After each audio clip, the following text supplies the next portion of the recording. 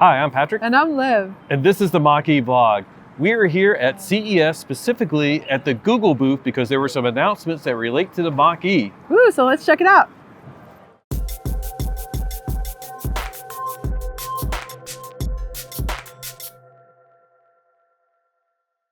First of all, if you're a Mach-E or a Lightning owner, the big announcement here at CES 2024 by Google is that within Android Auto, using Google Maps, it'll do EV route planning. We're gonna go check that out, and we're also gonna check out, they have an Android Automotive demonstration.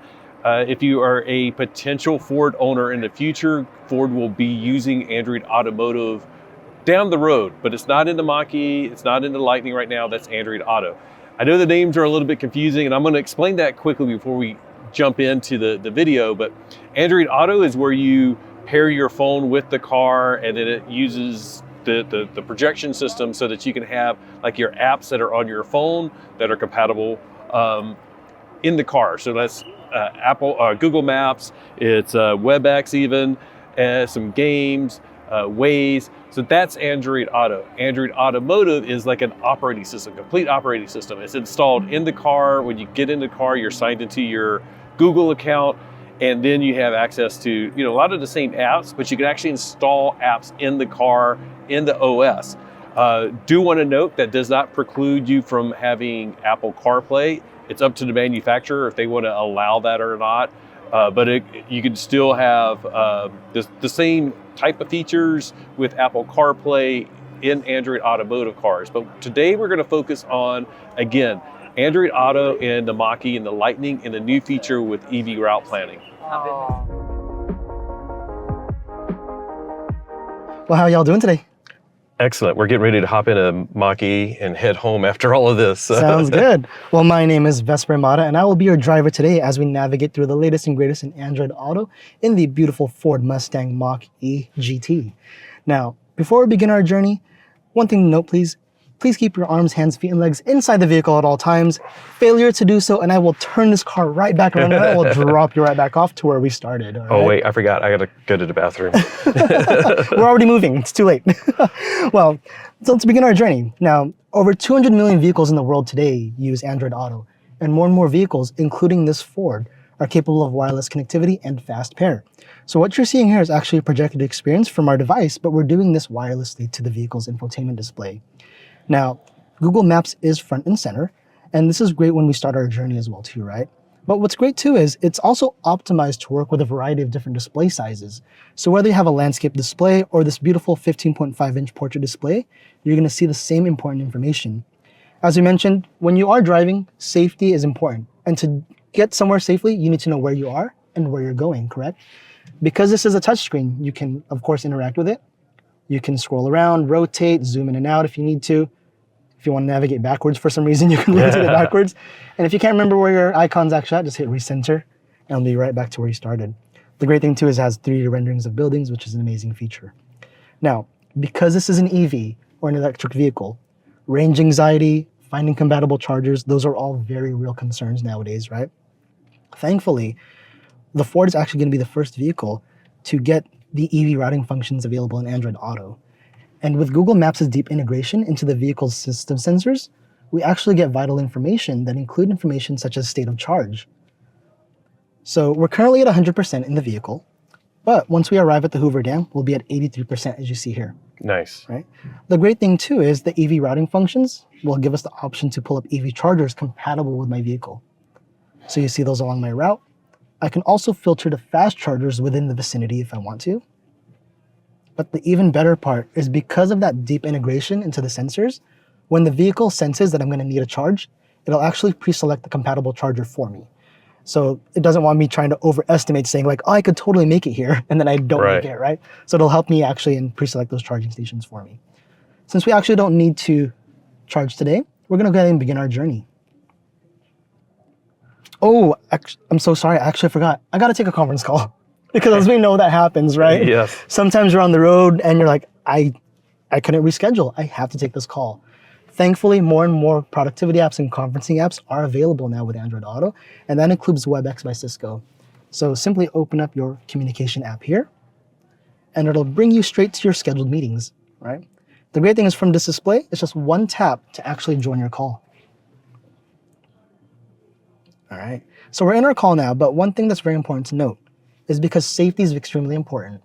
This is an audio-only call, so you're not going to see a presentation pop up or anyone's video pop up on the display. However, you'll notice that the display is very familiar. So the controls are just like it would be on your device. You have your mute button, you have your audio output, and then you have the hang up button as well too, which we're gonna do because clearly everyone else forgot about this call as well, right? And you're like, that happens too often. So let's go back home to our home display here. Now, if you're like me, do you like to listen to music on your journeys as well too? Of course. Awesome. So we wanna make this simple to do so, and of course we can use this with Google Assistant. So hey, play my driving playlist. All right, playing your YouTube music playlist called Driving Playlist. All right, so now that we do have audio playing, what's great about this too is not only is the interface simple to use. Can I go ahead and turn that off just so that we don't get copyright strike? Of course. Yeah, so of course we can also see extremely simple controls. And what's great about this too is it does display album art cover as well, right? So it's visually appealing to look at. When the songs change, it shows the album art. So you're talking about right back here. Yep. Yeah, much better than just seeing like a black background, right? And if you want to discover new music, it's a simple swipe from the right, and you'll actually get recommended playlists and your playlist as well too. Oh, and nice. This is based off of your song history and searches in the past as well too, and things that you've liked. I learned something. I didn't know that trick. And then the great thing too is I want to show you guys this as well before we conclude our journey. This is the app drawer that you will find in Android Auto. And so because this is a projected experience, these are applications that are installed on my Android device, but they're optimized to actually work with Android Auto as well, hence why you're seeing them on this display. So WebEx, like we talked about, you have weather, Spotify, WhatsApp, YouTube Music, and even functions, for example, to control your garage if you get home, right? And so this list is always growing, so you're definitely gonna be able to find what you need through the Play Store on your device. So that does conclude our journey for today in the beautiful Ford Mustang Mach-E. Thank you so much for joining me on seeing how we bring the best of your Android device to your vehicle's display with Android Auto. Awesome. Thank you. Yeah. My name's Nick. I'm going to be your guide here for today. And currently right now we are sitting in the Polestar Model 3 vehicle. This vehicle is a pre-release model of this vehicle that's going to be coming out in a couple of months. So they wanted to show it off a little early, okay? But what we're going to be jumping into actually is Google built-in. It's the full integration of Google within the vehicle without the use of your phone. So right now, all the features you see here, my phone's not connected to it. I could access all my Google Home features, my Google Assistant features, as well as the Google Play Store, all from my vehicle. Doesn't mean though that you can't use your phone. Well, let's say I go ahead and want us to do an actual quick road trip to the Hoover Dam. Nice. From there, once both platforms are synced up with the same Google profile name, I could simply start my directions and I receive an option that says send a vehicle. Nice. Pressing that automatically drops it to the vehicle. So this is perfect. Let's say when you're finishing off your day at work and you're like, oh, I'm not going home, I'm gonna go to dinner. As you're walking to your car, you could enter your directions, press send a vehicle, and when you get in the vehicle, it's gonna go ahead and pop up for you right away and you're gonna be good to go. With that, Google Immersion is coming to Maps. This is gonna allow you to view all 3D structures and landmarks within the area to have a visual representation to help out with turn-by-turn directions. That way people know, oh, hey, building on the right or the stratosphere. Right. I got to make a left-hand turn. They could see it on the map here as they're experiencing it. With Google Assistant then, it actually becomes fully integrated in the car. You could actually control different features from changing the temperature, locking, unlocking the car, changing the radio station. You have all those options. You could use the verbal commands if you want for normal Google Assistant, or you could simply press on the steering wheel right here, change temperature to 71. All right, changing the temperature to 71 degrees. From there, applications can be downloaded under the vehicle as well. Chrome is going to be coming out. And with Chrome, when you're stationary, you can go ahead and do different type of searches verbally if you want through Google Assistant commands, or you could type it in. Or if I want, I could play some browser-based games.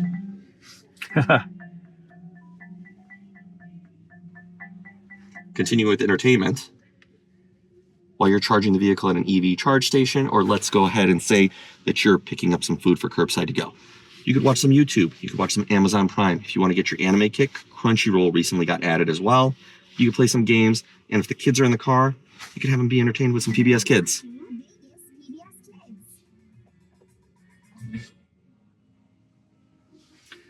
Lastly, when you're making it home, all your smart home features are available to you.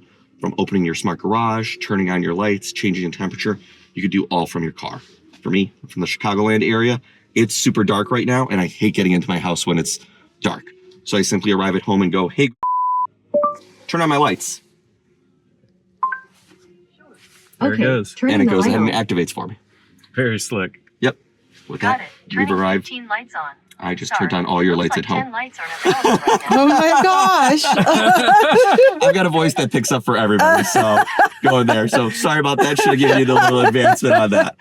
But with that, we've arrived safe and sound. That's awesome. And this just goes to show how cool it can be. Yes. I don't think I have any questions. I'm trying to think. So like the apps, of course, you can just, like if you don't want PBS Kids, you just don't install it. Correct. So with the applications, if you go to Google Built-in's webpage, it's googlebuiltin.com, it's going to have a list of apps available to you that are going to be coming out and that are currently on it, as well as all the manufacturers of the vehicles that are going to be getting Google Built-in as an option. Very nice. I think that's about it. This is really cool. We're really excited. Our car doesn't have Android Automotive built in, but Okay. it's coming on future Ford models, so Correct. we're really excited by that. Yeah. So this is some of the features you guys can expect. Great. And then one last question. So we are in a Android Automotive car. It's very similar to what people are used to with like Android Auto, but for those Apple iPhone people. So they will be able to use the same experience as long as they have a Google profile. Okay. So if they have a Google profile for Google Maps or even under Google itself for bookmarks and stuff, so like under the Chrome, if they have the Google profile, they'll be able to use it that way. If they don't, they could still use the features within the car without the profile, but they use that option of the phone connectivity option. And can they actually use CarPlay? I know some manufacturers say yes, some no. There it It's is, there. Apple CarPlay. I was like, okay. Yeah, It's right in the glitter spot. So that's all based off the manufacturer's choice if they Right. want to include Apple CarPlay and stuff. So that's going to Awesome. be based on the manufacturer. And I believe Ford has said they will be supporting CarPlay when they switch to Android Automotive. So, Yes. awesome. So thank you very much. No problem. All right. We're Glad going to I hop could out. Yep. So as you can tell, that was a very brief demo of the EV route planning. It is going to be rolling out in the next few months. There has to be work done on both sides to perfect this before it rolls out, but it will be coming fairly soon. You could see that it did a quick range estimate when we did the navigation to the Hoover Dam. We did play around with it off camera a little bit. They have to do some optimization on the routing. So like if we're going from here in Vegas back home into Oceanside, that it's picking high power chargers. And I gave that feedback to them. We did ask if it's going to precondition the car. That is something that is not going to be rolling out. Not sure if they will be able to implement that at a future date, but it does not look like it. So the alternative would be to have a manual preconditioning button, and that would probably solve a lot of that. But if you need preconditioning, you can still use the Ford Nav, and that will of course handle preconditioning before you get to a fast charger. But otherwise, it looks very similar to what we had when we were doing Apple Maps with CarPlay in the Mach-E. You put in a route, if you leave your house at 89%, it'll like say upon arrival, you'll be at 83% or whatever. It will add EV charging stops with the estimated times.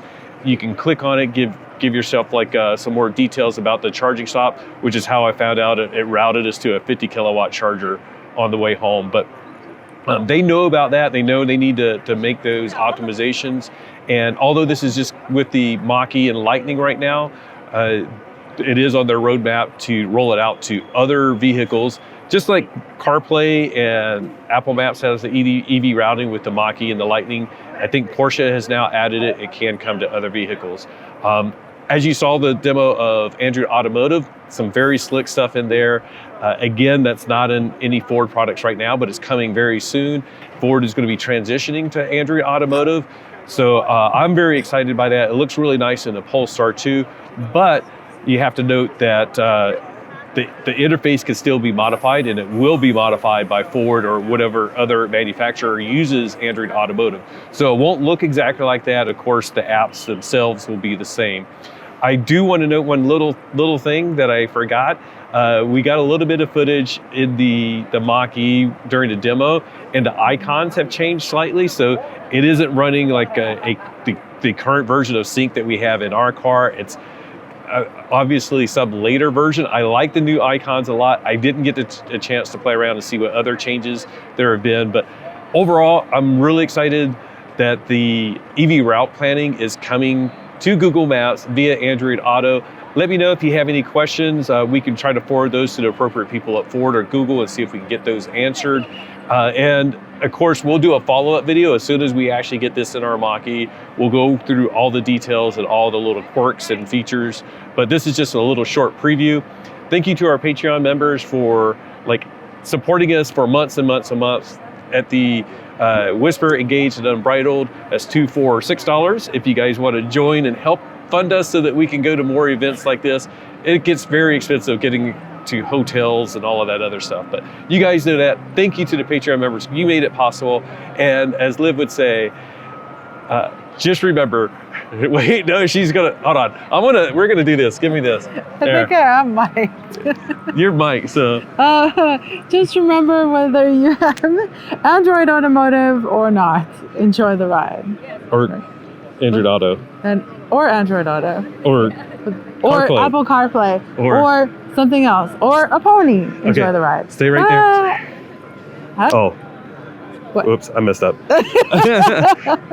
Blooper. We're going to include that. But I'm going to make sure we're actually in frame. So stay right there. Oh, okay. Now you can say bye. Bye. Oh, no.